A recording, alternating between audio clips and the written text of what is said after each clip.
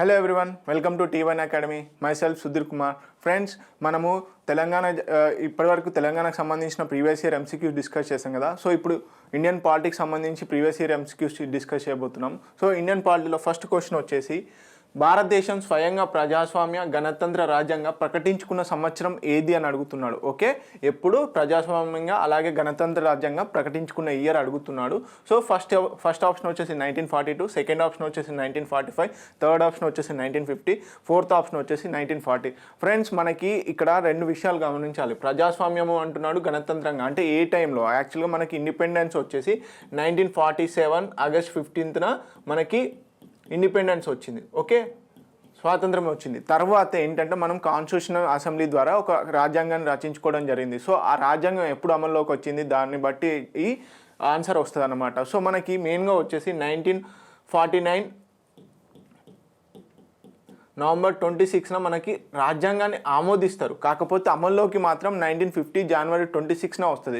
జనవరి 26నే రావడానికి గల కారణం ఏంటి అంటే, యాక్చువల్గా 1929లో లాహోర్ సెషన్ ఉంది కదా, కాంగ్రెస్ యొక్క లాహోర్ సెషన్లో ఏం చేస్తారు అంటే పూర్ణ స్వరాజ్ అనే ఒక తీర్మానాన్ని తీసుకొస్తారు అన్నమాట. దాన్ని బేస్ చేసుకొని 1930 జనవరి 26న పూర్ణ స్వరాజ్ సెలబ్రేట్ చేసుకోవడం జరుగుతుంది. సో ఈ ఆమోదించిన డేట్ ఏదైతే ఉందో నవంబర్ 26కి జనవరి 26 అనేది చాలా దగ్గరలో ఉంది కాబట్టి పూర్ణ స్వరాజ్ను బేస్ చేసుకొని జనవరి 26, 1950 జనవరి 26న మనం రాజ్యాంగాన్ని అమల్లోకి తీసుకొస్తాం అన్నమాట. సో ఆ టైంలోనే మనం ప్రజాస్వామ్య అలాగే రిపబ్లిక్ గణతంత్రంగా ప్రకటించుకోవడం జరుగుతుంది. So third option is the correct answer. 1950 is the correct answer. ఒకసారి కాన్స్టిట్యూషన్ అసెంబ్లీ అంటే మెయిన్గా రాజ్యాంగం యొక్క అంటే ఏది మనకి అంబేద్కర్ గారు డ్రాఫ్ట్ రీడింగ్స్ చేస్తారు కదా, ఒకసారి ప్రొసీజర్ కనుక చూసుకున్నట్లయితే ఫస్ట్ రీడింగ్ వచ్చేసి అంటే కాన్స్టిట్యూషన్ అసెంబ్లీలో రాజ్యాంగానికి సంబంధించి ఫస్ట్ రీడింగ్ వచ్చేసి నవంబర్ 4, 1948లో ఫస్ట్ రీడింగ్ జరుగుతుంది అనమాట. తర్వాత సెకండ్ రీడింగ్ వచ్చేసి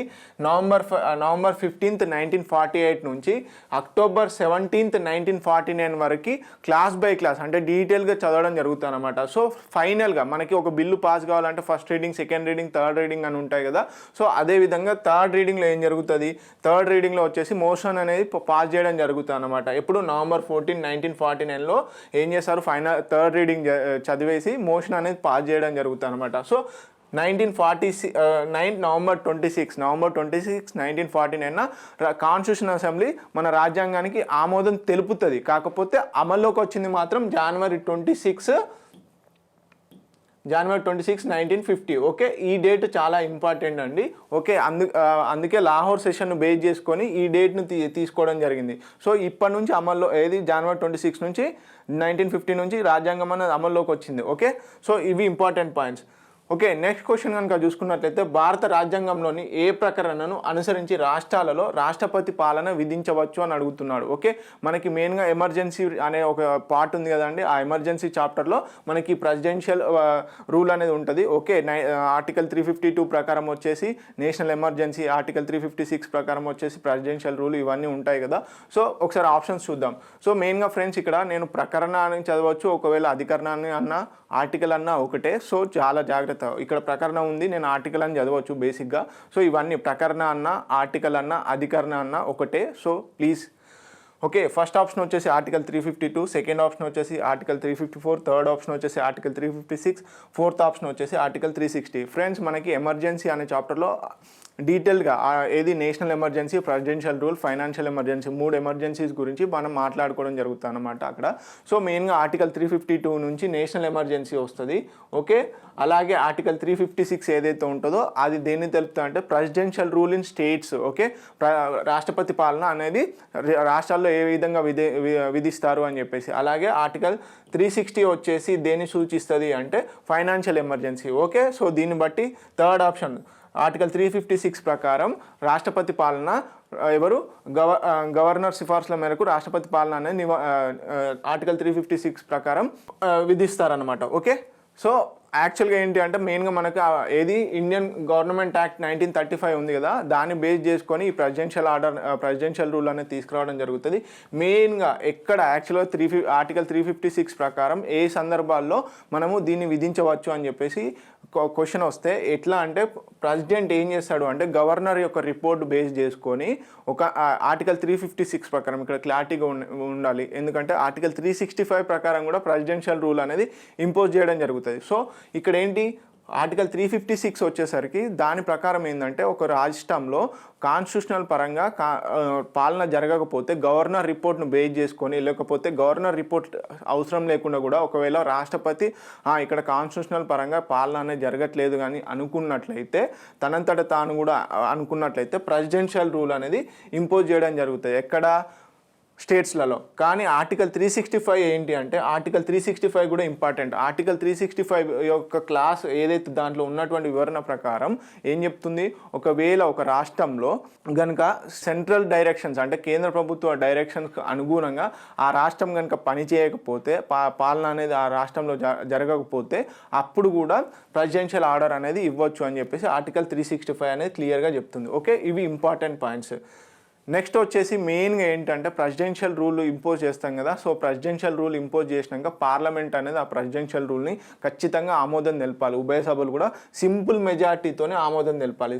ఓకే, సింపుల్ మెజార్టీతోనే ఎన్ని మంత్స్లో అంటే వితిన్ 2 months, అంటే ప్రెసిడెన్షియల్ ఆర్డర్ వచ్చినాక వితిన్ 2 monthsలో, అంటే ప్రెసిడెన్షియల్ రూల్ ఇంపోజ్ చేస్తున్నామని ఒక గెజిట్ వచ్చాక అప్పటి నుంచి 2 months లోపు ఎవరు ఉభయ సభలు, పార్లమెంట్లోని ఉభయ సభలు సింపుల్ మెజార్టీతో ఆమోదం పొందినప్పుడే ప్రెసిడెన్షియల్ రూల్ అనేది అమల్లోకి వస్తుంది. సో ఒకసారి ప్రెసిడెన్షియల్ రూల్ అమల్లోకి వచ్చినప్పుడు ఎన్ని నెలలు అమల్లో ఉంటుంది అంటే కంటిన్యూస్గా 6 months, అంటే ఎనీ టైం దాన్ని రిమూవ్ చేయొచ్చు. కానీ దాని మినిమం పీరియడ్ వచ్చేసి 6 months, కానీ మ్యాక్సిమం వచ్చేసి 3 years. ఓకే, మ్యాక్సిమం వచ్చేసి 3 years. సో ఇక్కడ ఇంకోటి ఏంటంటే ఎట్ ఏ టైం, అంటే మెయిన్గా ఏంటంటే ఇప్పుడు ప్రెసిడెన్షియల్ రూల్ వచ్చింది, సో అప్పుడు 6 months వరకే చేయవచ్చు. దాన్ని పీరియాడికల్గా రివ్యూ చేస్తూ ఉండాలి. ఎవ్రీ 6 monthsకి ఒకసారి పార్లమెంట్ అనేది కంపల్సరీగా సింపుల్ మెజార్టీతోని ప్రెసిడెన్షియల్ రూల్ని ఆమోదిస్తూ ఉండాలి. ఎందుకు ఈ క్లాస్ అనేది మెయిన్గా 44th అమెండ్మెంట్ యాక్ట్ ఏదైతే ఉందో, 44వ రాజ్యాంగ సవరణ ఏదైతే ఉందో దాన్ని బేస్ చేసుకొని ఇవ్వడం జరిగింది. సో దీంట్లో ఇంకో కండిషన్ కూడా ఇచ్చారు. ఏంటి, 44th కాన్స్టిట్యూషనల్ అమెండ్మెంట్ యాక్ట్లో ఇంకో కండిషన్ కూడా ఉంది. ఏంటి, ఒకవేళ 1 year కంటే, మనం మ్యాక్సిమం పీరియడ్ వచ్చేసి 3 years అంటున్నాం కదా. సో ఒకవేళ 1 year కంటే ప్రెసిడెన్షియల్ రూల్ ఒక రాష్ట్రంలో విధించాలి అంటే 2 కండిషన్స్లో ఏదో ఒకటి కంపల్సరీ ఉండాలన్నమాట. ఒకటి ఫస్ట్ కండిషన్ వచ్చేసి నేషనల్ ఎమర్జెన్సీ అయినా అయి ఉండాలి. లేదు సెకండ్ కండిషన్ వచ్చేసి ఏంటి, ఎలక్షన్ కమిషన్ ఆఫ్ ఇండియా ఒక రిపోర్ట్ ఇస్తుంది ఎవరికి, ప్రెసిడెంట్కి, ఏమని ఆ రాష్ట్రంలో ఎలక్షన్స్ అనేవి ఇప్పుడు కండక్ట్ చేయడం కష్టము, సో అందుకని చెప్పేసి ప్రెసిడెన్షియల్ రూల్ని కంటిన్యూ చేయండి అని చెప్పేసి అని సర్టిఫై చేసింది అనుకోండి ఎలక్షన్ కమిషన్ ఆఫ్ ఇండియా. ఈ సందర్భంలో కూడా బియాండ్ 1 year, అంటే 1 year కంటే ఎక్కువ కాలం ప్రెసిడెన్షియల్ రూలు ఇంపోజ్ చేయడానికి ఛాన్సెస్ ఉంటాయి. ఈ 2 కండిషన్స్ కూడా ఎప్పుడు 44th కాన్స్టిట్యూషనల్ అమెండ్మెంట్ యాక్ట్లో ద్వారా రాజ్యాంగంలో పొందుపరచడం జరిగింది. ఓకే, ఇది క్లియర్. నెక్స్ట్ క్వశ్చన్ కనుక చూసుకున్నట్లయితే నగరపాలక సంస్థ అధిపతి ఎవరు అని అడుగుతున్నారు. సో ఫస్ట్ ఆప్షన్ వచ్చేసి చైర్మన్, సెకండ్ ఆప్షన్ వచ్చేసి మేయర్, థర్డ్ ఆప్షన్ వచ్చేసి ప్రెసిడెంట్, ఫోర్త్ ఆప్షన్ వచ్చేసి కమిషనర్. ఫ్రెండ్స్ ఇలాంటి కొంచెం ఎలా అంటే ఆలోచించి పెట్టాలి. ఇది జస్ట్ 1 line సెంటెన్స్లో ఉన్న క్వశ్చనే, కాకపోతే ఇక్కడ ఏమడిగాడు, నగరపాలక సంస్థ అన్నాడు. మనం క్వశ్చన్ని చాలా జాగ్రత్తగా గమనించాలి. నగరపాలక సంస్థ వేరు, మున్సిపల్ కార్పొరేషన్ వేరు. సో ఇక్కడ ఇద్దరు ఉంటారన్నమాట. నగరపాలక సంస్థకు వచ్చేసి చైర్మన్ ఉంటాడు, ఓకే, అధిపతిగా. అలాగే మున్సిపల్కి వచ్చేసి మేయర్ ఉంటాడు. ఓకే, సో ఇక్కడ కన్ఫ్యూజ్ అవుతారు చాలామంది, మేయర్ అని పెట్టేసి వచ్చే ఛాన్సెస్ ఉంటాయి, కాకపోతే అది రాంగ్ ఆన్సర్ అవుతుంది. నగరపాలక సంస్థకి చైర్మన్ ఉంటాడు, అలాగే మున్సిపల్ కార్పొరేషన్కి మేయర్ ఉంటాడు. సో ఈ క్వశ్చన్ ప్రకారం ఆన్సర్ వచ్చేది first option is the correct answer. Okay, chairman is the correct answer. So next question కనుక చూసుకున్నట్లయితే స్థానిక స్వపరిపాలన సంస్థలకు ఎన్నికలు నిర్వహించే అధికారం ఎవరికి ఉంటుంది అని అంటున్నాడు. స్థానిక స్వపరిపాలన సంస్థలు అంటే ఏవండి, మనం ఇప్పుడు పంచాయతీ రాజ్, నగరాల్లో అర్బన్ ఏదైతే ఉందో మున్సిపల్ కార్పొరేషన్స్, వాటికి సంబంధించి ఎలక్షన్స్ ఎవరు నిర్వహిస్తారు అని చెప్పేసి అంటున్నాడు. సో ఫస్ట్ ఆప్షన్ వచ్చేసి భారత ఎన్నికల సంఘం, సెకండ్ ఆప్షన్ వచ్చేసి రాష్ట్ర ఎన్నికల కమిషన్, థర్డ్ ఆప్షన్ వచ్చేసి గ్రామీణాభివృద్ధి మంత్రిత్వ శాఖ, ఫోర్త్ ఆప్షన్ వచ్చేసి జిల్లా కలెక్టర్. ఫ్రెండ్స్ మనందరికీ తెలుసు ఈ రెండింటితో సంబంధం లేదని, కాకపోతే ఈ రెండింటి దగ్గర ఎవరు నిర్వహిస్తారు అని చెప్పేసి క్లియర్గా 73rd constitutional amendment, 74th constitutional అమెండ్మెంట్లో క్లియర్గా మెన్షన్ చేయడం జరిగింది. ఆర్టికల్ 243K ఏదైతే ఉందో దీనిలో క్లియర్గా మెన్షన్ చేశారు, ఒక రాష్ట్రానికి ఎన్నికల కమిషన్ అనేది ఉండాలి. ఆ ఎన్నికల కమిషనే మనకి ఈ స్థానిక సంస్థలకు అంటే గ్రామ పంచాయతీలకు ప్లస్ మున్సిపల్ కార్పొరేషన్స్కి ఎన్నికలు అనేది నిర్వహిస్తుంది అని చెప్పేసి. సో దీన్ని బట్టి రాష్ట్ర ఎన్నికల commission. So second option is the correct answer. ఏది 73rd కాన్స్టిట్యూషన్ అమెండ్మెంట్ యాక్ట్లో మనకి 243K ఏదైతే ఆర్టికల్ ఉందో అక్కడ క్లియర్గా మెన్షన్ చేయడం జరిగింది. ఒక రాష్ట్రానికి ఎలక్షన్ కమిషన్ అనేది ఉంటుంది. ఆ ఎలక్షన్ కమిషనే ఈ స్థానిక సంస్థలకు ఎలక్షన్స్ అనేది నిర్వహిస్తుందని. ఓకే, దాని గురించి ఒకసారి డీటెయిల్గా తెలుసుకుంటే ఆర్టికల్ 243K సబ్ క్లాస్ 1లో ఏం చెప్తుంది, స్టేట్ ఎలక్షన్ కమిషనర్ ఉంటాడు. సో స్టేట్ ఎలక్షన్ కమిషనర్ని ఎవరు అపాయింట్ చేస్తారు, గవర్నర్ అపాయింట్ చేస్తాడు. సో ఈ స్టేట్ ఎలక్షన్ కమిషనర్ వచ్చేసి మనకి మెయిన్గా స్థానిక సంస్థలకి, అలాగే మనకి మున్సిపాలిటీస్లో వచ్చేసి ఆర్టికల్ 243ZA చెప్తుంది. సో స్థానిక సంస్థలకి స్టేట్ ఎలక్షన్ కమిషన్ అనేది కంపల్సరీగా ఎలక్షన్స్ నిర్వహించాలి అని చెప్పేసి. అలాగే 243K సబ్ క్లాస్ 2 ఏం చెప్తుంది అంటే స్టేట్ లెజిస్లేచర్ అంటే దీనికి డైరెక్షన్స్, స్టేట్ ఎలక్షన్ కమిషన్కి సంబంధించినటువంటి డైరెక్షన్స్ అంటే జీతభత్యాలు కానీ అవన్నీ కూడా సంబంధించి ఏ రోల్ చేయాలి అని చెప్పేసి కూడా స్టేట్ లెజిస్లేచర్ డిసైడ్ చేస్తుంది. ఓకే, కానీ స్టేట్ ఎలక్షన్ కమిషనర్ని అపాయింటెడ్ బై ది గవర్నర్ అయితే రిమూవల్ మాత్రం ప్రెసిడెంట్ చేస్తాడు. సో చాలా జాగ్రత్తగా అది ఏ ప్రొసీజర్ అనేది తర్వాత చూద్దాం. ఓకే, నెక్స్ట్ క్వశ్చన్ కనుక చూసుకున్నట్లయితే భారత ప్రధాన న్యాయమూర్తిని ఎవరు నియమిస్తారు అని అడుగుతున్నాడు. ఓకే, చీఫ్ జస్టిస్ ఆఫ్ ఇండియాని ఎవరు నియమిస్తారు? ఫస్ట్ ఆప్షన్ వచ్చేసి భారత రాష్ట్రపతి, సెకండ్ ఆప్షన్ వచ్చేసి భారత ప్రధానమంత్రి, థర్డ్ ఆప్షన్ వచ్చేసి భారత ఎన్నికల సంఘం, ఫోర్త్ ఆప్షన్ వచ్చేసి భారత సుప్రీంకోర్టు. ఫ్రెండ్స్, మనకి ఆర్టికల్ 124 ప్రకారం సుప్రీంకోర్టు గురించి సంబంధించిన సుప్రీంకోర్టు జడ్జెస్ గురించి క్లియర్గా మెన్షన్ చేయడం జరుగుతుంది అక్కడ. సో మనకి అక్కడ ఏం చెప్తారు, సుప్రీంకోర్టు జడ్జెస్ని భారత రాష్ట్రపతి నియమిస్తాడు. సుప్రీంకోర్టు జడ్జెస్ని భారత రాష్ట్రపతి నియమిస్తాడు. సో CJIని కూడా, చీఫ్ జస్టిస్ ఆఫ్ ఇండియాని కూడా ఎవరు నియమిస్తారు, రాష్ట్రపతి నియమిస్తాడు. సో భారత రాష్ట్రపతి. Okay, first option is the correct answer. ఒకసారి దాని గురించి డీటెయిల్గా తెలుసుకున్నట్లయితే appointed by the president under article 124 sub clause 2 అని చెప్పేసి క్లియర్గా ఉంది అన్నమాట. కాకపోతే ఇక్కడ ఏంటి అంటే ఎవరిని నియమిస్తారు, మెయిన్గా CJIని ఎవరు నియమిస్తారు అని చెప్పేసి అయితే 1950 నుంచి 1973 వరకు సీనియర్ మోస్ట్ జడ్జి ఎవరైతే ఉంటారో సుప్రీంకోర్టులో ఉన్నటువంటి సీనియర్ మోస్ట్ జడ్జినే మనము CJIగా, చీఫ్ జస్టిస్ ఆఫ్ ఇండియాగా ఎన్నుకోవడం జరిగింది. కాకపోతే ఇప్పుడు ఏమైంది, 1973లో దాన్ని బ్రేక్ చేశారన్నమాట. ఎవరిని, AN రేని దానికి విరుద్ధంగా అంటే సాంప్రదాయంగా వస్తున్న దానికి పద్ధతికి విరుద్ధంగా AN రేని 1973లో ఒక జూనియర్ని అపాయింట్ చేయడం జరిగింది సుప్రీంకోర్టు జడ్జిగా. అంటే సీనియర్లను పక్కన పెట్టి ఈయనను అపాయింట్ చేశారు. ఓకే, అలాగే 1977లో కూడా MU బేగ్ అనే వారిని కూడా మనం ఏం చేసాం, చీఫ్ జస్టిస్ ఆఫ్ ఇండియాగా జూనియర్ అయినటువంటి అంటే సీనియర్లను పక్కన పెట్టి జూనియర్ అయినటువంటి MU బేగ్ గారిని కూడా మనం చీఫ్ జస్టిస్ ఆఫ్ ఇండియాగా నియమించడం జరిగింది. కాకపోతే అయితే ఇలాంటిది వద్దు అని చెప్పేసి ఏం చేస్తారు, సో సెకండ్ జడ్జెస్ కేసు అనేది 1993లో మనకి మెయిన్గా 4 జడ్జెస్ కేసెస్ ఉంటాయి. ఇది మనకి ఫస్ట్ జడ్జి కేసు అని, సెకండ్ జడ్జి కేసు అని, థర్డ్ జడ్జి కేసు అని, ఫోర్త్ జడ్జి కేసు అని. సో దాంట్లో భాగంగా సెకండ్ జడ్జి కేసులో ఏం చెప్తారు అంటే మనకి వచ్చేసి లేదు సీనియర్ మోస్ట్ జడ్జినే మనము CJIగా ఎన్నుకోవాలి అని చెప్పేసి సుప్రీంకోర్టు డైరెక్షన్స్ ఇస్తారు అన్నమాట ఆ కేసులో. ఓకే, దాన్ని బట్టి అప్పటి నుంచి సీనియర్ మోస్ట్ జడ్జి ఎవరైతే ఉంటారో వాళ్ళు అంటే పాసింగ్ ఎవరైతే ఉంటారో వెళ్ళిపోయే chief justice of India, retire అయ్యేటువంటి chief justice of India proposal చేసి వెళ్తారన్నమాట. ఓకే, నెక్స్ట్ క్వశ్చన్ ఇప్పుడు కనుక అంటే appointed by the president. Okay, ఇదంతా పక్క పెడితే ఒక సుప్రీంకోర్టు జడ్జికి కావాల్సిన కనీస అర్హతలు అంటే ఎన్నుకోవాలి అంటే సుప్రీంకోర్టు జడ్జిగా నియమించబడాలి అంటే ఏ కనీస అర్హతలు ఉండాలి అంటే he must be A citizen of India, ఖచ్చితంగా భారతదేశ పౌరుడై ఉండాలి. అలాగే ఒక హైకోర్టు జడ్జిగా 5 years ఉండాలి. అంటే ఒక హైకోర్టు అని కాదు, సక్సెషన్ నెంబర్ ఆఫ్ హైకోర్ట్స్లో కూడా ట్రాన్స్ఫర్ అవుతూ ఉంటారు కదా, ఆ విధంగా కనీసం 5 years అయినా ఉండాలన్నమాట. అదేవిధంగా లేకపోతే అంటే ఈ 5 సంవత్సరాలు జడ్జిగా హైకోర్టు జడ్జిగా చేసైనా ఉండాలి, లేకపోతే కనీసం 10 years మినిమం 10 years అయినా ఒక హైకోర్టులో కానీ నెంబర్ ఆఫ్ హైకోర్ట్స్లో మనకి ఏం చేయాలి, 10 years అడ్వకేట్గా చేసి ఉండాలి. సో ప్లస్ దీంతో పాటుగా ఎమినెంట్ జ్యూరిస్ట్గా అంటే ప్రెసిడెంట్ దృష్టిలో, రాష్ట్రపతి దృష్టిలో న్యాయకోవిదుడిగా ఉండాలన్నమాట. సో ఈ ఆప్షన్ ఇవి మెయిన్గా ఒక సుప్రీంకోర్టు జడ్జికి కావాల్సిన కనీస అర్హతలు. ప్లస్ మినిమం ఏజ్ అనేది రాజ్యాంగంలో అంటే సుప్రీంకోర్టు జడ్జిగా నియమించబడాలి అంటే మినిమం ఏజ్ అనేది రాజ్యాంగంలో పొందుపరచలేదు. ఇది ఇంపార్టెంట్. ఓకే, నెక్స్ట్ క్వశ్చన్ కనుక చూసుకున్నట్లయితే ఈ కింది భారతదేశంలోని రాష్ట్రాల్లో దేనిలో పోర్చుగల్ సివిల్ కోడ్ ఇంకా అమల్లో ఉంది అంటున్నాడు. ఓకే, యూనిఫామ్ సివిల్ కోడ్, పోర్చుగల్కి సంబంధించిన యూనిఫామ్ సివిల్ కోడ్ మనకి ఎక్కడ ఉంది అని చెప్పేసి అని అంటున్నాడు. సో ఫస్ట్ ఆప్షన్ వచ్చేసి ఢిల్లీ, సెకండ్ ఆప్షన్ వచ్చేసి త్రిపుర, థర్డ్ ఆప్షన్ వచ్చేసి గోవా, ఫోర్త్ ఆప్షన్ వచ్చేసి కేరళ. ఫ్రెండ్స్ మనకు తెలుసు మనం గోవాని పోర్చుగీస్ నుంచి తీసుకోవడం జరిగింది. సో ఆ విధంగా ఆప్షన్ అనేది ఈజీగా మనకు రాబట్టే ఛాన్సెస్ ఉంటాయి.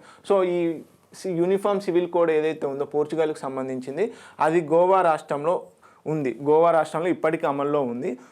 అయితే ఇక్కడ గమనించాల్సిన ఇంకో విషయం ఏంటంటే యూనిఫామ్ సివిల్ కోడ్ ఏదైతే ఉందో భారతదేశంలోనే అమల్లో ఉన్నటువంటి ఏకైక రాష్ట్రం, భారతదేశం మొత్తంలో కూడా యూనిఫామ్ సివిల్ కోడ్ అనేది అమల్లో ఉన్నటువంటి ఏకైక రాష్ట్రం ఏది అంటే అది గోవా. ఓకే, ఇది important point. Plus uniform civil కోడ్కు సంబంధించి మనకు డైరెక్టివ్ ప్రిన్సిపల్ స్టేట్ పాలసీస్ ఏదైతే పార్ట్ 4 కాన్స్టిట్యూషన్లో ఉన్నటువంటి ఆదేశిక సూత్రాల్లో క్లియర్గా ఆర్టికల్ 44లో మెన్షన్ చేయడం జరిగింది. ఏమని, మనకి స్టేట్ అనేది అంటే రాజ్యం అనేది కంపల్సరీగా యూనిఫామ్ సివిల్ కోడ్ తీసుకురావాలి అని చెప్పేసి చెప్పింది. సో ఇది ఏంటి అంటే directive principle civil policies directive principle state policies ఏంటి అంటే మనకి డైరెక్షన్స్గా, గవర్నమెంట్కి డైరెక్షన్స్గా మాత్రమే పనిచేస్తాయి. అందుకని చెప్పేసి ఈ ఏదైతే ఆర్టికల్ ఉందో ఇంకా అప్లికేబుల్ అవ్వలేదు. ఓకే, ఇది important point. Plus uniform civil code అంటే ఏం లేదండి, మెయిన్గా పర్సనల్ లాస్, అన్ని పర్సనల్ లాస్, వివిధ రిలీజియస్ పర్సనల్ లాస్ అంటే హిందుత్వానికి సంబంధించి, ముస్లిమ్స్కి సంబంధించి డిఫరెంట్ రిలీజియస్ పాలసీస్ ఉంటాయి. సో అవన్నిటికి కాకుండా ఏం చేస్తారు, ఒకటే పర్సనల్ లాని తీసుకురావాలి. అంటే మ్యారేజ్ కానీ, డైవర్స్ కానీ, ప్లస్ సక్సెషన్ కానీ, అంటే వారసత్వం సంబంధించిన కేసెస్ కానీ వాటన్నిటికి కూడా ఒకే యూనిఫామ్ సివిల్ కోడ్ ఉండాలని చెప్పేసి సూచించేదే ఇదన్నమాట. ఓకే, ఇవి ఇంపార్టెంట్ చాలా మటుకు, ఎందుకంటే డైలీ కరెంట్ అఫైర్స్లో కూడా మనం వింటూ ఉంటాము. సో ఇలాంటి ఏ ఆర్టికల్స్లో పొందుపరిచారు, ఏ రాష్ట్రాలలో అమల్లో ఉంది అని చెప్పేసి మెయిన్గా యూనిఫామ్ సివిల్ కోడ్ ఇప్పుడు ప్రస్తుతం భారతదేశంలో ఉన్న మెయిన్ హాట్ టాపిక్ అన్నమాట. ఓకే, నెక్స్ట్ క్వశ్చన్ కనుక చూసుకున్నట్లయితే కింది వాటిలో భారత రాజ్యాంగంలోని ఏ అధికరణ మద్యపాన నిషేధం గురించి ప్రస్తావించింది అని చెప్పేసి అంటున్నాడు. ఓకే, ఇది ఇంపార్టెంట్. మనకి డైరెక్టివ్ ప్రిన్సిపల్ స్టేట్ పాలసీస్ అనేటివి ఉంటాయి కదండి. డైరెక్టివ్ ప్రిన్సిపల్ స్టేట్ పాలసీస్ ఏది ఆదేశిక సూత్రాలు లేదా నిర్దేశిక సూత్రాలు అని కూడా అంటారు. ఇవి గవర్నమెంట్కి ఒక ఆదేశిక అంటే గవర్నమెంట్ ఏ విధంగా పనిచేయాలి, ప్రజలకు ఎలాంటి అసౌకర్యాలు పొందుపరచాలి అని చెప్పేసి ఒక డైరెక్షన్స్ లాగా పనిచేస్తాయి అన్నమాట. సో ఇవి కాన్స్టిట్యూషన్లో పార్ట్ 4 ఏదైతే ఉందో పార్ట్ 4లో పొందుపరచడం జరిగింది. ఆర్టికల్ 36 నుంచి 51 వరకు. ఓకే, ఆర్టికల్ 36 నుంచి 51 వరకు పార్ట్ 4లో డైరెక్టివ్ ప్రిన్సిపల్ స్టేట్ పాలసీస్ని పొందుపరచడం జరిగింది. సో మెయిన్గా ఏది మద్యపాన నిషేధం గురించి సంబంధించి ఏ ఆర్టికల్ ప్రస్తావించింది అనేది అడుగుతున్నాడు. ఫస్ట్ ఆప్షన్ వచ్చేసి ఆర్టికల్ 46, సెకండ్ ఆప్షన్ వచ్చేసి ఆర్టికల్ 47, థర్డ్ ఆప్షన్ వచ్చేసి ఆర్టికల్ 48, ఫోర్త్ ఆప్షన్ వచ్చేసి ఆర్టికల్ 49. ఫ్రెండ్స్ మనందరికీ తెలుసు ఆర్టికల్ 47 ఏదైతే ఉందో ఇది మెయిన్గా డ్రగ్స్ సంబంధించి కానీ, ప్లస్ ఇంటాక్సికేషన్ ఇంటేకింగ్ అంటే ఏవైతే హాని కలిగిస్తాయో మత్తు పానీయాలు ఇలాంటివి కూడా స్టేట్ అనేది ప్రొహిబిట్ చేయాలి, ప్రజల యొక్క ఆరోగ్యాన్ని ప్రొటెక్ట్ చేయాలన్న ఇంటెన్షన్తో ఈ ఆర్టికల్లో ఆ మద్యపాన నిషేధం గురించి ప్రస్తావించడం జరిగింది. ఒకసారి డైరెక్టివ్ ప్రిన్సిపల్స్ గురించి తెలుసుకోవాలి అంటే మనం ఎక్కడి నుంచి తీసుకున్నాం అంటే మనం వచ్చేసి ఐరిష్ కాన్స్టిట్యూషన్ నుంచి తీసుకున్నాము ఈ డైరెక్టివ్ ప్రిన్సిపల్ స్టేట్ పాలసీస్ని. కాకపోతే ఐరిష్ కాన్స్టిట్యూషన్ వచ్చేసి ఎక్కడి నుంచి స్పానిష్ కాన్స్టిట్యూషన్ నుంచి తీసుకోవడం జరిగింది. ఇది చాలా ఇంపార్టెంట్. ఓకే, ఈ విధంగా కూడా అడిగే ఛాన్సెస్ ఉంటాయి. ఆల్రెడీ మనకు పార్ట్ 4లో ఉంటాయని తెలుసుకున్నాము ఆర్టికల్ 36 నుంచి 51 మధ్యలో. సో మెయిన్గా ఏంటి అంటే ఇక్కడ ఇంకో ఇంపార్టెంట్ పాయింట్, మనకి ఫండమెంటల్ రైట్స్ వచ్చేసి పొలిటికల్ రైట్స్ అంటే పొలిటికల్గా జస్టిస్ని చేస్తే, మనకి డైరెక్టివ్ ప్రిన్సిపల్ స్టేట్ పాలసీస్ వచ్చేసి సోషియో ఎకనామిక్ జస్టిస్ని క్లియర్ చేస్తాయి అన్నమాట. సో ఇది ఇంపార్టెంట్, చాలా ఇంపార్టెంట్. ఓకే, సో మెయిన్గా వాటి యొక్క ఇంటెన్షన్ బట్టి అంటే వాటి యొక్క ఫిలాసఫీని బట్టి కొన్ని ఫిలాసఫీస్ని బట్టి ఏం చేశారు అంటే ఈ డైరెక్టివ్ ప్రిన్సిపల్ని స్టేట్ పాలసీస్ని 3 భాగాలుగా విభజించడం జరిగింది. ఏంటంటే సోషలిస్టిక్ ప్రిన్సిపల్స్, గాంధీయన్ ప్రిన్సిపల్స్, అలాగే లిబరల్ అండ్ ఇంటలెక్చువల్ ప్రిన్సిపల్స్. అంటే ఒక్కొక్క ఆర్టికల్లో పొందుపరిచినటువంటి సారాంశం ఆ ఆర్టికల్కు ఉన్నటువంటి ఆ ఆర్టికల్లో డిఫైన్ చేసినటువంటి ఏదైతే ఆర్టికల్ ఉంటుందో ఆ మ్యాటర్ను బట్టి వాటికి ఉన్నటువంటి ఫిలాసఫీని బట్టి డిఫరెంట్గా ప్రిన్సిపల్స్లో పెట్టడం జరిగింది అనమాట. సోషలిస్టిక్గా, గాంధీయన్గా, లిబరల్గా, ఇంటలెక్చువల్గా. ఓకే, మనం ఇప్పుడు ఆర్టికల్ 46 ఏం చెప్తుంది అంటే people particularly that schedule caste and schedule ట్రైబ్లో ఎవరైతే ఉంటారో వాళ్ళకి ఏంటి అంటే ఎడ్యుకేషన్ అండ్ ఎకనామిక్ ఇంట్రెస్ట్లు కల్పించాలి. అంటే స్టేట్ అనేది కంపల్సరీగా ఎడ్యుకేషన్లో ప్లస్ అలాగే ఎకనామిక్గా వీళ్ళని ఎంపవర్ చేయాలి అని చెప్తుంది షెడ్యూల్ క్యాస్ట్ షెడ్యూల్ ట్రైబ్స్లో ఎవరైతే ఉన్నారో. సో అదేవిధంగా ఆల్రెడీ మనం ఆర్టికల్ 47 నుంచి ఇంటాక్సికేషన్ ఏదైతే ఉందో ఇంటాక్సికేటింగ్ డ్రింక్స్ ఏవైతే ఉన్నాయో మత్తు పానీయాలను అలాగే డ్రగ్స్ని కూడా ప్రొహిబిట్ చేయాలి అని చెప్పేసి ఈ ఆర్టికల్ సూచిస్తుంది, డైరెక్షన్ చేస్తుంది. అలాగే ఆర్టికల్ 48 ఏం చెప్తుంది, కౌస్లాటర్స్ ఏదైతే ఉంటుందో జంతువధ అనేది నిషేధించాలి అని చెప్పేసి ఈ డైరెక్షన్ చేస్తుంది. అలాగే 48 ఏమని చెప్తుంది, ఇది ఎన్విరాన్మెంట్కు సంబంధించి సేఫ్ గార్డ్స్ అంటే ఫారెస్ట్ని కానీ ఎన్విరాన్మెంట్ని కానీ కాపాడాలి అని చెప్పేసి 48A చూపిస్తుంది. అలాగే ఆర్టికల్ 49 ఏం చూపిస్తుంది అంటే ప్రొటెక్ట్ ది ఎవ్రీ మాన్యుమెంట్ అంటే హిస్టారికల్ మాన్యుమెంట్స్ ఏవైతే ఉంటాయో హెరిటేజ్ మాన్యుమెంట్స్ ఏవైతే ఉంటాయో మన ఖ్యాతిని పెంపొందించేటువంటి కొన్ని కట్టడాలు ఉన్నాయి కదా వాటిని అన్నిటిని కూడా కాపాడాలి అని చెప్తుంది. Okay, so article 49.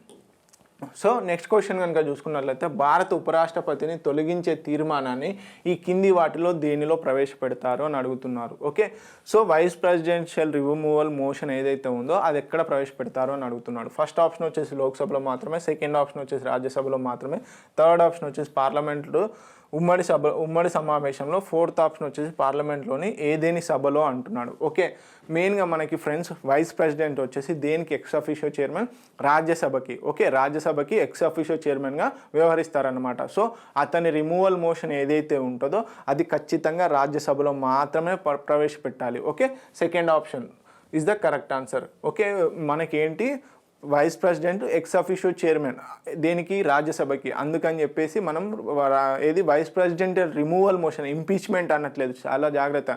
ఇంపీచ్మెంట్ అనే వర్డ్ ఒకే దానికి వాడారు, అది కూడా రాష్ట్రపతికి మాత్రమే వాడారు. సో రిమూవల్ మోషన్ ఏదైతే ఉంటుందో ఆ రిమూవల్ మోషన్ని మనం రాజ్యసభలో మాత్రమే ప్రవేశపెట్టాలి. ఓకే, దానికి సంబంధించిన క్లియర్ డీటెయిల్స్ కనుక చూసుకున్నట్లయితే మెయిన్గా వచ్చేసి ఆ రిమూవల్ మోషన్కి సంబంధించి మనం ప్రియర్ నోటీస్ ఇవ్వాలి. ఓకే, ఎవరికి 14 days ముందే మనకి రిమూవల్ మోషన్ సంబంధించి నోటీస్ ఇవ్వాలి. దాని తర్వాత ఆ మోషన్ని అడ్మిట్ చేసుకుంటారు. సో ఆ మోషన్ అడ్మిట్ చేసుకున్నాక ఏంటంటే ఎఫెక్టివ్ మెజార్టీతోనే ఆ మోషన్ అనేది పాస్ అవ్వాలి. ఎఫెక్టివ్ మెజార్టీ అంటే ఏం లేదండి, ఇప్పుడు సపోజ్ 245 మెంబర్స్ ఉన్నారు.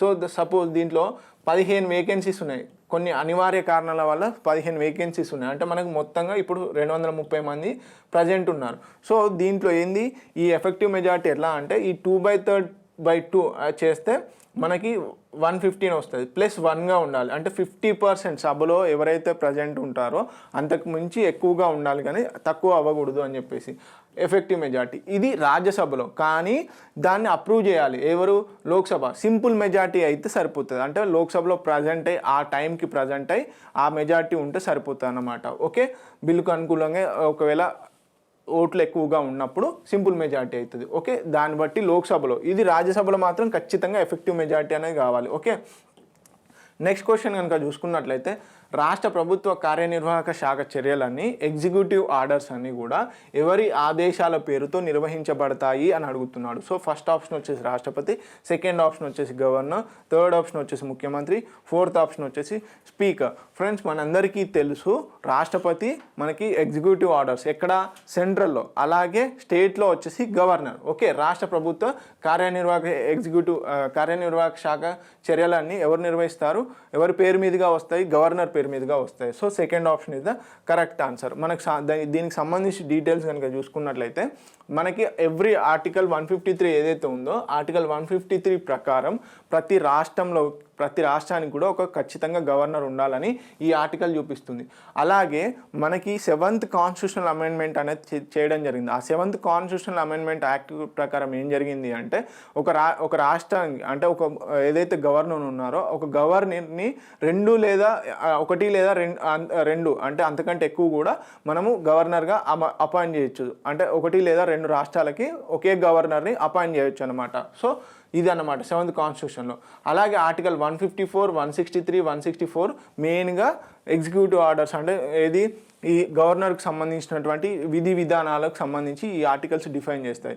సో ఆర్టికల్ 154 క్లియర్గా మెన్షన్ చేస్తుంది executive power of the state over the state ఏదైతే ఉందో అది గవర్నర్ చేతుల్లోనే ఉంటుంది. అన్ని గవర్నర్ చేతుల మీదుగానే ఎగ్జిక్యూటివ్కి సంబంధించి కు సంబంధించినటువంటి అన్ని ఆర్డర్స్ కూడా గవర్నర్ పేరు మీదుగానే వస్తాయి అని చెప్పేసి. ఆర్టికల్ 163 ఏం చెప్తుంది, కౌన్సిల్ ఆఫ్ మినిస్టర్స్ ఉంటారు.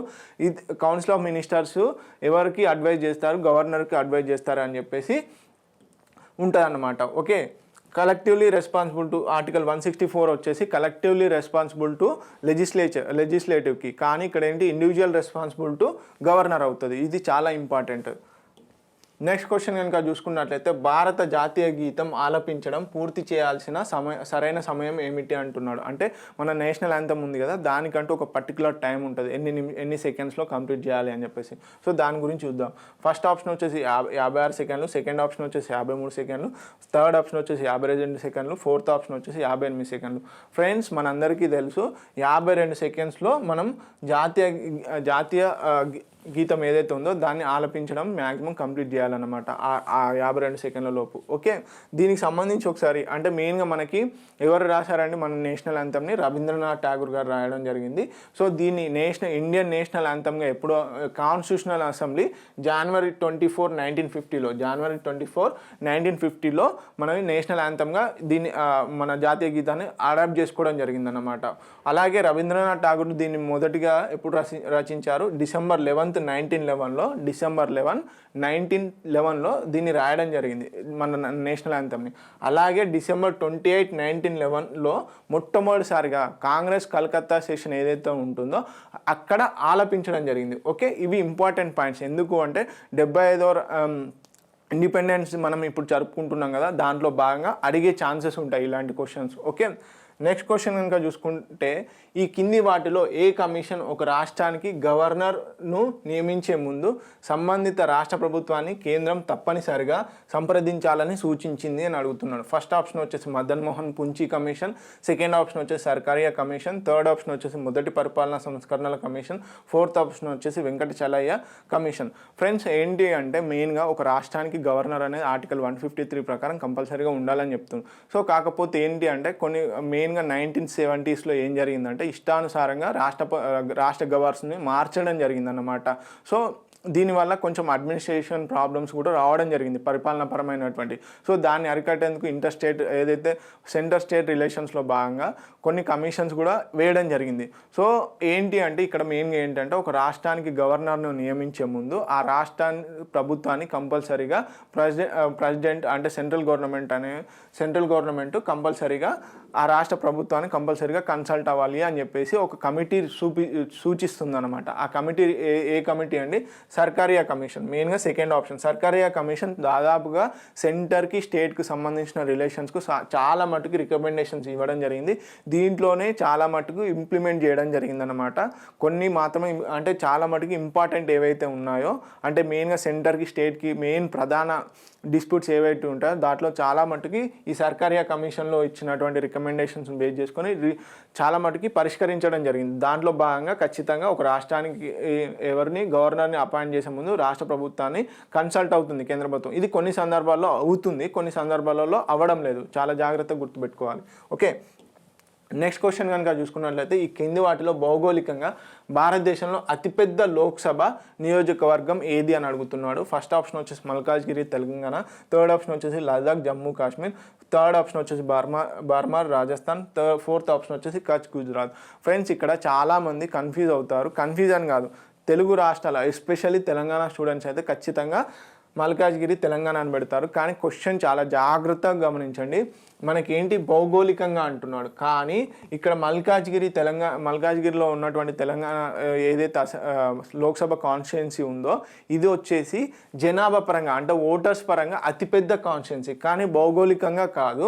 సో భౌగోళికంగా ఏ కాన్స్టిట్యున్సీ అండి, Ladakh. Second option is the correct answer. Ladakh వచ్చేసి మనకి అతిపెద్ద కాన్స్టిట్యున్సీ అన్నమాట, ఏది భౌగోళికంగా. కానీ జనాభా పరంగా వచ్చేసి మల్కాజ్గిరి. చాలా జాగ్రత్త.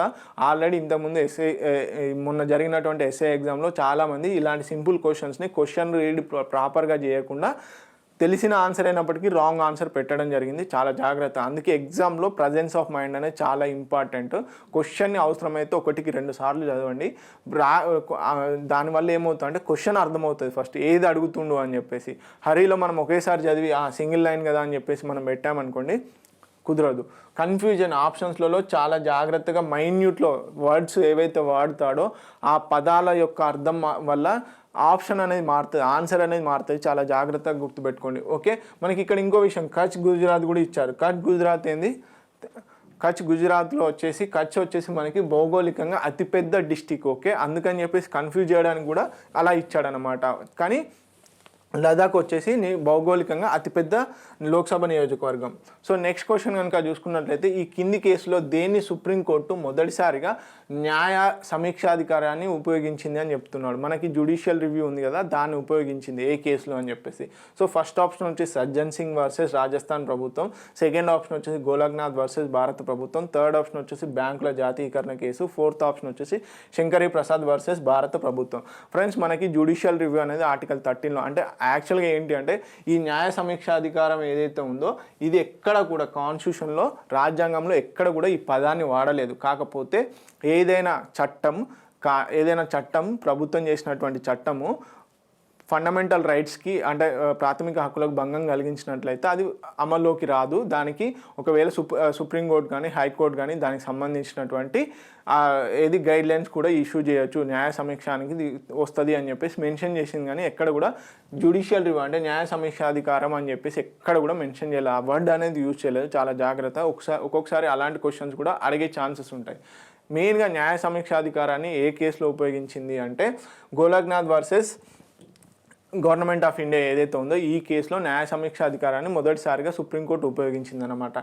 దీనికి సంబంధించి ఏంటంటే సజ్జన్ సింగ్ ఏదైతే ఉందో ఈ సజ్జన్ సింగ్ కేసులో మనకి ఏమొస్తుంది అంటే మెయిన్గా ఫస్ట్ ఏమవుతుంది, కాన్స్టిట్యూషన్లో ఫండమెంటల్ రైట్స్ని అమెండ్మెంట్ చేయొచ్చా చేయరాదా, అంటే ఆర్టికల్ 368 ప్రకారం మనం ఫండమెంటల్ రైట్స్ని అంటే పార్లమెంటు ఫండమెంటల్ రైట్స్ని అమెండ్మెంట్ చేయవచ్చా చేయరాదా అనే క్వశ్చన్ రేజ్ అవుతుంది అనమాట ఫస్ట్ నుంచి. సో ఈ కేసులో ఏం చేస్తుంది, మెయిన్గా చేయొచ్చు అని చెప్తుంది. కానీ మనకి ఏం చెప్తుంది, ఏది గోలక్నాథ్ కేసులో ఈ జ్యుడిషియల్ రివ్యూని ఉపయోగించుకొని ఏం చేస్తుంది అంటే లేదు అవసరం అలాంటివి ఏమి ఉండవు, కాన్స్టిట్యూషన్ ఏదైతే ఉందో అది నార్మల్ లా కిందికి వస్తుంది. సో కాన్స్టిట్యూషన్ అమెండ్మెంట్ అనేది ఫండమెంటల్ రైట్స్ని అమెండ్మెంట్ చేయరాదు అని చెప్పేసి ఈ గోలక్నాథ్ కేసులో ప్రకటించడం జరుగుతుంది. కానీ 1973లో ఏదైతే Kesavananda Bharati case landmark judgement అంటారు, దీంట్లో చాలా basic future of the constitution, basic structure of the constitution అనేటివి కూడా ఈ కేశవనంది భారతి కేసు నుంచే వచ్చాయన్నమాట.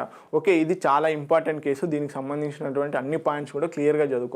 సో ఈ 1973 కేశవనంది భారతి కేసులో సుప్రీంకోర్టు ఏం చెప్తుంది అంటే పార్లమెంటు ఆర్టికల్ 368ను ఉపయోగించుకొని కాన్స్టిట్యూషనల్ అమెండ్మెంట్ ద్వారా ప్రాథమిక హక్కులను మనము అమెండ్మెంట్ చేయవచ్చు, అంటే సవరణలు చేయొచ్చు, తీసేయచ్చు, ఉంచవచ్చు. కానీ కొన్ని ఆర్టికల్ 14, ఆర్టికల్ 19 ఇలాంటి బేసిక్ ఆర్టికల్ 20, 21 ఏవైతే ఉంటాయో ఇలాంటి basic structure of the constitution అంటే basic futures of the constitution ఏవైతే ఉంటాయో వాటిని మాత్రం అమెండ్మెంట్ చేయరాదు అని చెప్పేసి ఖచ్చితంగా అని చెప్తుంది ఈ కేశవనంది భారతి కేసులో. సో దీన్ని బట్టి ఏంటి, పార్లమెంటు ప్రాథమిక హక్కుల్ని అమెండ్మెంట్ చేయొచ్చు అంటే సవరణ చేయొచ్చు, కానీ ఏదైతే basic structure of the constitution ఉంటుందో దాన్ని మాత్రం చెరిపే విధంగా ఉండకూడదు ఆ అమెండ్మెంట్ అనేది. అప్పుడు మాత్రం ఖచ్చితంగా జ్యుడిషియల్ రివ్యూ అనేది జరుగుతుందని చెప్పేసి చెప్పడం జరిగింది ఈ కేసులో. ఓకే, నెక్స్ట్ క్వశ్చన్ కనుక చూసుకున్నట్లయితే ఈ కింది వాటిలో దేనిని పార్లమెంటు సాధారణ మెజార్టీ ద్వారా రాజ్యాంగ సవరణ చేయవచ్చు అంటున్నాడు.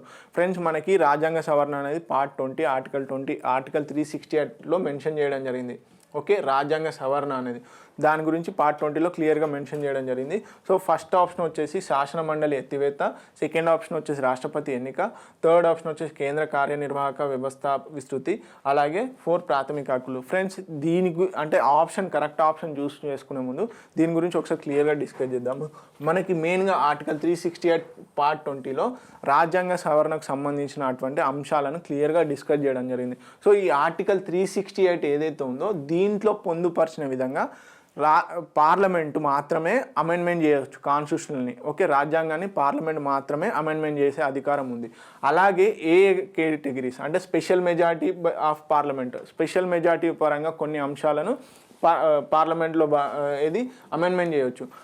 అదేవిధంగా special majority of the parliament with ratification of the half of the total states, అంటే ఏది స్పెషల్ మెజారిటీతో పాటుగా కొన్ని 50% పైగా రాష్ట్రాలు ఆ కాన్స్టిట్యూషనల్ అమెండ్మెంట్ని ఆమోదించాలన్నమాట. సో ఈ విధంగా రెండింటిని ఉపయోగించుకొని ఈ కాన్స్టిట్యూషనల్ అమెండ్మెంట్ అనేది చేయాలి. కానీ ఇక్కడ కొన్ని అంశాలను ఇందులో పెట్టారు, కొన్ని అంశాలను ఇందులో పెట్టారు. ఈ 2 అంశాలు కాకుండా, అంటే ఇవి ఓన్లీ ఆర్టికల్ 368 ప్రకారమే.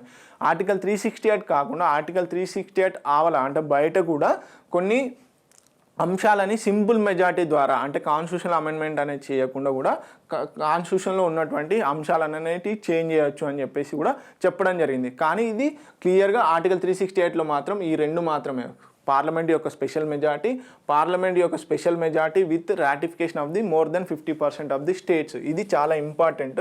సో అవి ఏంటి అంశాలు కనుక చూసుకున్నట్లయితే ఇవి సింపుల్ మెజారిటీ ద్వారా, అంటే ఇవి ఓన్లీ కాన్స్టిట్యూషనల్ అమెండ్మెంట్ కిందికి రావు. ఈ అంశాలన్నీ కూడా సిటిజన్షిప్ కానీ, elections to the parliament and state legislature కానీ, సెకండ్ షెడ్యూల్ అమెండ్మెంట్స్ కానీ, admission of the new states కానీ, ఒకవేళ స్టేట్ బౌండరీస్ని చేంజ్ చేయడం కానీ, అలాగే కొత్త స్టేట్స్ని ఏర్పాటు చేయడం కానీ, ఈ అంశాలన్నీ కూడా మనకి ఒక స్టేట్ ఎలక్షన్ సంబంధించినటువంటి స్టేట్ లెజిస్లేటివ్ ఏదైతే ఉంటుందో దానికి సంబంధించి కూడా లెజిస్లేటివ్ కౌన్సిల్స్ కూడా మనకి సింపుల్ మెజారిటీ ద్వారా, అంటే కాన్స్టిట్యూషనల్ అమెండ్మెంట్ ద్వారా అమెండ్మెంట్ చేయకుండా కూడా వీటిని రద్దు చేయొచ్చు అని చెప్పేసి, అంటే వీటికి సంబంధించిన అమెండ్మెంట్స్ చేయొచ్చు అని చెప్పేసి క్లియర్గా మెన్షన్ చేయడం జరిగింది. అలాగే special majority, parliament special majority ద్వారా కాన్స్టిట్యూషన్ అమెండ్మెంట్ చేసే అంశాలు ఏంటి అంటే, ఒకటి fundamental rights, directive principles and state policies, అలాగే లిస్ట్ 1, లిస్ట్ 3లో అంటే మెయిన్గా సింపుల్ మెజారిటీలో, ప్లస్ అలాగే special majority with the half of the states రాటిఫికేషన్లో లేని అంశాలన్నీ కూడా ఈ స్పెషల్ మెజారిటీ ద్వారానే అమెండ్మెంట్ చేయవచ్చు అనమాట. So special majority with half of the states ratification బట్టి ఈ అంశాలు, elections of the president and it's manner, extent of the executive powers of the union and states, మెయిన్గా ఈ అంశాలన్నీ కూడా ఫెడరల్కి సంబంధించినటువంటి అంశాలు అన్నమాట. ఓకే, దీన్ని బట్టి మనకి ఇప్పుడు ఆల్రెడీ సింపుల్ మెజారిటీ ద్వారా దేనండి మనకి ఇక్కడ చూడండి, abolition or creation of legislative council in states అంటున్నాడు. సో దీన్ని బట్టి మనకు ఆన్సర్ వచ్చేసింది. ఏంటి, శాసన మండలి ఎత్తివేతకు సంబంధించి చేసే అమెండ్మెంట్ ఏదైతే ఉందో అది సింపుల్ మెజారిటీ, పార్లమెంటు తన సింపుల్ మెజారిటీ ద్వారా అమెండ్మెంట్ చేయవచ్చు అనమాట. మిగతాయి మాత్రం special majority and special majority with half of the states ratification అనమాట. ఓకే, ఇవి ఇంపార్టెంట్, చాలా ఇంపార్టెంట్. ఏ అంశాలు అనేవి సింపుల్ మెజారిటీ ద్వారా, ఏ అంశాలు స్పెషల్ మెజారిటీ ద్వారా, ఏ అంశాలు special majority with half of the state ratifications ఏదైతే ఉంటుందో ఆ అంశాలు అనేవి క్లియర్గా గుర్తుపెట్టుకోండి. ఎందుకు అంటే అడిగే ఛాన్సెస్ ఖచ్చితంగా ఉంటాయి. ఎందుకు, అమెండ్మెంట్ కొన్ని ఇంపార్టెంట్ టాపిక్స్ ఉంటాయండి. Fundamental rights, directive principle, state policies, emergency అని, ప్లస్ అలాగే కాన్స్టిట్యూషనల్ అమెండ్మెంట్ అని, పార్లమెంట్ అని, ప్రెసిడెంట్ అని, వీటికి సంబంధించి ఒక సపోజ్ పాలిటీలో ఒక 15 చాప్టర్స్ ఉంటాయి. ఆ 15 చాప్టర్ను బట్టి ఒక్కొక్క క్వశ్చన్ వస్తుంది. కానీ టఫ్నెస్ అనేది ఇంక్రీజ్ అవుతూ ఉంటుంది. చాలా జాగ్రత్తగా గమనించండి. ఓకే, నెక్స్ట్ క్వశ్చన్ కనుక చూసుకున్నట్లయితే, ఏ రాజ్యాంగ సవరణ ద్వారా కేంద్ర మంత్రి మండలిలో మొత్తం సభ్యులను లోక్సభ మొత్తం సీట్లలో 15% కుదించారు అని చెప్పేసి అడుగుతున్నాడు. అంటే ఇష్టానుసారంగా కౌన్సిల్ ఆఫ్ మినిస్టర్స్ని అపాయింట్ చేయరాదు, అంటే లోక్సభకు సంబంధించి ఇంతమందే ఉండాలి, లోక్సభ యొక్క స్ట్రెంత్కి 15% మాత్రమే ఉండాలి, లోక్సభలోని మొత్తం సభ్యుల్లో 15% మాత్రమే మంత్రిమండలిలో ఎన్నికవుతారు అని చెప్పేసి అంతవరకే ఉండాలి అని చెప్పేసి కండిషన్ పెట్టింది. అది ఏ కాన్స్టిట్యూషనల్ అమెండ్మెంట్ అని అడుగుతున్నాడు. ఫస్ట్ ఆప్షన్ వచ్చేసి 86వ రాజ్యాంగ సవరణ, సెకండ్ ఆప్షన్ వచ్చేసి 91 రాజ్యాంగ సవరణ, అలాగే థర్డ్ ఆప్షన్ వచ్చేసి 78వ రాజ్యాంగ సవరణ, ఫోర్త్ ఆప్షన్ వచ్చేసి 67వ రాజ్యాంగ సవరణ. ఫ్రెండ్స్, మనకి మెయిన్గా ఏంటి, దీనికి సంబంధించి చాలా వరకు కాన్స్టిట్యూషన్లో పొందుపరచడం జరిగింది. ఏంటి, 15% of the total seats of the Lok Sabha. Okay, ఏంటి అంటే 15% కంటే ఎక్కువగా ఉండకూడదు మంత్రిమండలి అని చెప్పేసి ఏ కాన్స్టిట్యూషన్ అమెండ్మెంట్ ద్వారా 91వ రాజ్యాంగ సవరణ ద్వారా మనకి పొందుపరచడం జరిగింది. ఒకసారి దాని గురించి డీటెయిల్గా తీసుకున్నట్టయితే 91st కాన్స్టిట్యూషనల్ అమెండ్మెంట్ యాక్ట్ అనేది 2003లో తీసుకురావడం జరిగింది. దీన్ని బట్టి లోక్సభలో కానీ అలాగే రాష్ట్రాల్లో ఉన్నటువంటి అసెంబ్లీస్లో కూడా టోటల్ స్ట్రెంత్కు 15% కంటే, ఇది మ్యాక్సిమం అండి, మ్యాక్సిమం స్ట్రెంత్ అనేది 15% కంటే ఎక్సీడ్ అవ్వద్దు అని చెప్పేసి క్లియర్గా మెన్షన్ చేయడం జరిగింది. అలాగే ఈ 91 కాన్స్టిట్యూషన్ అమెండ్మెంట్ యాక్ట్లో ఇంకోటి కూడా మెన్షన్ చేయడం జరిగింది. ఎవరైతే డిస్క్వాలిఫై అవుతారో అంటే మెంబర్షిప్కి వాళ్ళు ఆటోమేటిక్గా మంత్రిమండలిలో ఉండడానికి కూడా అర్హులు కారు అని చెప్పేసి ఆ పాయింట్ కూడా ఐదర్ స్టేట్ లెజిస్లేచర్స్లో ప్లస్ అలాగే సెంట్రల్లో కూడా పొందుపరచడం జరిగింది. సో ఇవి ఇంపార్టెంట్ పాయింట్స్. అలాగే ఇక్కడ ఇంకో విషయం ఏంటి అంటే మనకి స్టేట్స్లలో ఈ 15% మినిమం అనేది కూడా మెన్షన్ చేయడం జరిగింది. ఎంత అండి, ఇంక్లూడింగ్ చీఫ్ మినిస్టర్తో కలుపుకొని 12 మెంబర్స్ అనేవాళ్ళు కంపల్సరీగా ఉండాలి. అంటే మినిమం మెంబర్ వచ్చేసి 12 స్టేట్లో, మ్యాక్సిమం వచ్చేసి 15% of the that legislative assembly strength అన్నమాట. ఓకే, ఇది ఇంపార్టెంట్ పాయింట్. నెక్స్ట్ క్వశ్చన్ కనుక చూసుకున్నట్లయితే ఈ కింది రీట్లలో ఏ రీట్ ద్వారా ఒక ఉన్నత న్యాయస్థానం తన కింది న్యాయస్థానాన్ని ఏదైనా కేసును తనకు బదిలీ చేయమని ఆదేశించవచ్చు అని అడుగుతున్నాడు. ఓకే, మనకి రిట్స్ ఉన్నాయి కదండి, మనకి హెబియస్ కార్పస్, మాండమస్, సెర్ష్యూరరీ, అలాగే కోవారంటో ఇవన్నీ ఉన్నాయి. ప్రొహిబిషన్, ఈ మొత్తం 5 రిట్స్ ఏవైతే ఉన్నాయో ఆర్టికల్ 32 ప్రకారం సుప్రీంకోర్టు జారీ చేయొచ్చు. ఆర్టికల్ 226 ప్రకారం హైకోర్టు, స్టేట్స్ హైకోర్ట్స్ వాటి పరిధి వరకు మెయిన్గా వీటిని ఈ రిట్స్ని జారీ చేయవచ్చు అనమాట. ఓకే, సో ఒకసారి కనుక గమనించినట్లయితే ఒక ఉన్నత న్యాయస్థానం ఏం చేస్తుంది, తన కింది న్యాయస్థానాన్ని ఆ కేసును బదిలీ చేయమని చెప్పేసి, అంటే తనకు ట్రాన్స్ఫర్ చేయమని చెప్పేసి జారీ చేసే రిట్ ఏది అని అడుగుతున్నాడు. ఫస్ట్ ఆప్షన్ వచ్చేసి హెబియస్ కార్పస్, సెకండ్ ఆప్షన్ వచ్చేసి సెర్ష్యూరరీ, థర్డ్ ఆప్షన్ వచ్చేసి ప్రొహిబిషన్, ఫోర్త్ ఆప్షన్ వచ్చేసి కోవారంటో. మనకి మెయిన్గా తెలుసండి ఈ సెర్ష్యూరరీ ఏదైతే ఉందో second option is the correct answer ఈ క్వశ్చన్ ప్రకారం. ఓకే, సెర్ష్యూరరీలో మనకి ఏం జరుగుతుందో, ఏదైనా కింది కోర్టు తన జ్యూరిడిక్షన్ దాటిపోవడం వల్లనో లేకపోతే ఆ కేసుకు సంబంధించి తప్పుడు జడ్జిమెంట్ ఇవ్వడం వల్లనో తన పైన ఉన్నటువంటి కోర్టు ఏం చేస్తుంది అంటే, లేదు మీరు తప్పు చేస్తున్నారు, ఆ కేసును నాకు ట్రాన్స్ఫర్ చేయండి అని చెప్పేసి ఆదేశించడం జరుగుతుంది. దేని ద్వారా? సెర్ష్యూరరీ ద్వారా. ఓకే, ఇది ఇంపార్టెంట్ క్వశ్చన్. సో మనకి ఆల్రెడీ తెలుసు ఆర్టికల్ 226 ప్రకారం హైకోర్ట్స్ జారీ చేస్తే ఆర్టికల్ 32 ప్రకారం సుప్రీంకోర్టు జారీ చేస్తుంది ఈ రిట్స్ని. Okay, habeas corpus, mandamus, prohibition, certiorari, quo warranto ఇవి చాలా ఇంపార్టెంట్. ఏ సందర్భాలలో ఏ రిట్ వాడతారు ప్లస్ ఏ సందర్భాలలో ఏ రిట్ వాడరు అని చెప్పేసి క్లియర్గా చదవండి. ఎందుకు అంటే చాలా ఇంపార్టెంట్ ఈ రిట్స్ అనేవి. మెయిన్గా మనకి హెబియస్ కార్పస్ అనేది చాలా ఇంపార్టెంట్, ఒక వ్యక్తి యొక్క స్వేచ్ఛకి చాలా ఇంపార్టెంట్ హెబియస్ కార్పస్. ఓకే, ఒక వ్యక్తి యొక్క స్వేచ్ఛకు ప్రొటెక్టర్గా ఈ హెబియస్ కార్పస్ని పేర్కొనడం జరుగుతుంది. మనకి జై భీమ్ సినిమా ఉంది కదండి, ఆ సినిమా అంతా నడిచేది కూడా ఈ హెబియస్ కార్పస్ పైన. ఓకే, చాలా ఇంపార్టెంట్ ఆ విధంగా కూడా. సో ఇది హెబియస్ కార్పస్కి సంబంధించినటువంటి మెయిన్ ఇంపార్టెన్స్. ఇవి సెల్ఫ్ ఎక్స్ప్లెనేటరీ, చదువుకోవాలి. టైం బియంలో ఇక్కడ ఎక్స్ప్లెయిన్ చేయట్లేదు, ఒకసారి పాజ్ చేసి చూడండి. ఓకే, సో నెక్స్ట్ క్వశ్చన్ కనుక చూసుకున్నట్లయితే లోక్సభలో ఒక పార్టీ ప్రధాన ప్రతిపక్ష పార్టీ హోదాను పొందడానికి ఆ పార్టీ మొత్తం లోక్సభ సభ్యుల్లో ఎంత శాతం సీట్లను గెలుపొందాల్సి ఉంటుంది అని అంటున్నాడు. ఓకే, ఫస్ట్ ఆప్షన్ వచ్చేసి 5%, సెకండ్ ఆప్షన్ వచ్చేసి 10%, థర్డ్ ఆప్షన్ వచ్చేసి 15%, ఫోర్త్ ఆప్షన్ వచ్చేసి 20%. ఫ్రెండ్స్, మనకి leader of the opposition party ఉంటాడు కదా, సో ఆ leader of the opposition party ఏదైతే ఉంటుందో దాని నుంచి తీసుకోవడం జరుగుతుంది. అయితే ఆ లీడర్ని ఎన్నుకోవాలి అంటే ఆ అపోజిషన్ పార్టీకి మినిమం సీట్లు అనేటివి రావాలి. ఆ మినిమం సీట్లు ఎన్ని అని అడుగుతున్నాడు. సో మెయిన్గా వచ్చేసి 10% సీట్స్, అంటే 1/10 సీట్స్ ఏవైతే ఉంటాయో, అంటే అట్లీస్ట్ 55 సీట్లైనా లోక్సభలోని మొత్తం సీట్లలో 55 సీట్లైనా వచ్చి ఉంటే లీడర్ ఆఫ్ ది అపోజిషన్ని ఆ పార్టీ నుంచి ఎన్నుకోవడం జరుగుతుంది అన్నమాట. ఓకే, ఇది చాలా important. Leader of the opposition అనేది మనకి ఇది స్టాచ్యుటరీ పోస్ట్ అండి. ఇది మెయిన్గా వచ్చేసి ఎక్కడ మెన్షన్ చేయడం, salaries and allowances of the leaders of opposition party act 1977 ఏదైతే ఉందో దాన్ని బేస్ చేసుకొని స్టాచ్యుటరీ పోస్ట్ కింద పెట్టడం జరిగింది.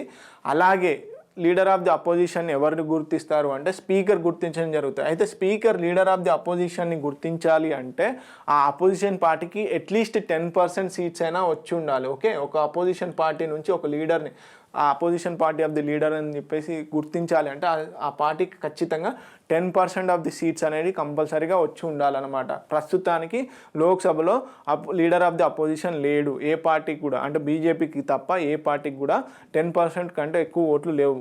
ఓకే, నెక్స్ట్ క్వశ్చన్ కనుక చూసుకున్నట్లయితే పార్లమెంట్లో మాతృత్వ ప్రయోజనాల బిల్లు 2016ను ఆమోదించింది. ఓకే, దీనిలో భాగంగా ప్రసూతి సెలవులను 12 వారాల నుంచి ఎన్ని వారాలకు పెంచారు అని అడుగుతున్నాడు. మెటర్నిటీ బెనిఫిట్ యాక్ట్ అనేది ద్వారా మెయిన్గా 12 వీక్స్ నుంచి 26 ఎన్ని వీక్స్కి పెంచారని అడుగుతున్నాడు. ఫస్ట్ ఆప్షన్ వచ్చేసి 22 వారాలు, సెకండ్ ఆప్షన్ వచ్చేసి 20 వారాలు, థర్డ్ ఆప్షన్ వచ్చేసి 26 వారాలు, ఫోర్త్ ఆప్షన్ వచ్చేసి 24 వారాలు. ఫ్రెండ్స్, ఈ మెటర్నిటీ బెనిఫిట్ యాక్ట్ ద్వారా ఏంటంటే ప్రసూతి మహిళలు ఎవరైతే ఉంటారో వాళ్ళకి కొంచెం లీవ్స్ అనేటివి ఉంటాయన్నమాట. సో దానికి సంబంధించి అడుగుతున్నాడు. మనకి మెయిన్గా ఈ 2016లో ఏం చేశారు అంటే దానికి సంబంధించి అమెండ్మెంట్ అంటే సవరణలు చేశారు ఆ బిల్లులో. దానికి సంబంధించి ఏంటి అంటే 12 వారాల నుంచి ఎన్ని వారాలకు పెంచారు అంటే ఆ లీవ్స్ని 26 వారాలకు పెంచారు. Okay, third option is the correct answer.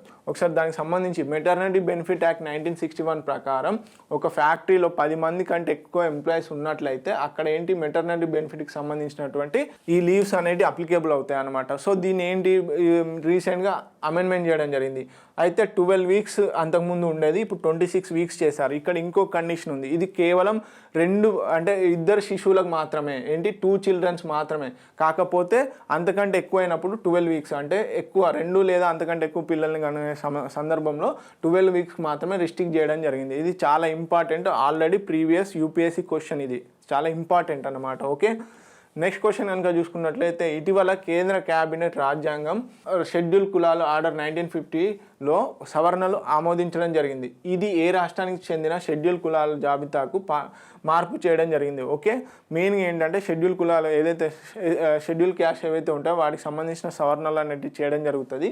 వాటికి సంబంధించి ఈ ఆర్డర్ 1950లో పొందుపరచడం జరుగుతుంది. అది ఏ రాష్ట్ర జాబితా అని అడుగుతున్నాడు. ఫస్ట్ ఆప్షన్ వచ్చేసి హర్యానా, సెకండ్ ఆప్షన్ వచ్చేసి గుజరాత్, థర్డ్ ఆప్షన్ వచ్చేసి ఒడిశా, ఫోర్త్ ఆప్షన్ వచ్చేసి తమిళనాడు. ఫ్రెండ్స్, ఒడిశా ఏదైతే థర్డ్ ఆప్షన్ ఉందో థర్డ్ ఆప్షన్ అయితే కరెక్ట్ ఆన్సర్. ఒడిశాకు సంబంధించినటువంటి ఈ షెడ్యూల్ కులాల జాబితాకు సంబంధించి మార్పులు చేయడం జరిగింది. ఓకే, నెక్స్ట్ క్వశ్చన్ చూసుకున్నట్లయితే నీరు కింది వాటిలో ఏ జాబితాలో చేర్చబడి ఉంది. ఫ్రెండ్స్, ఇక్కడ గమనించాల్సింది ఏంటంటే జాబితాలు అంటే union list, state list, concurrent list, residuary list అని మనకు మొత్తంగా యాక్చువల్గా అయితే 3 లిస్టులు ఉంటాయి. ఏంటి, స్టేట్ లిస్టు, సెంట్రల్ లిస్టు, అలాగే కాంకరెంట్ లిస్టు, ఉమ్మడి జాబితా. ఓకే, సో ఈ విధంగా ఆర్టికల్ 7th షెడ్యూల్లో మనకి కేంద్ర ప్రభుత్వం చేయాల్సిన చట్టాలు కానీ రాష్ట్ర ప్రభుత్వం చేయాల్సినటువంటి చట్టాలు కానీ సంబంధించిన అంశాలను ఈ 7th షెడ్యూల్లో పొందుపరిచారనమాట.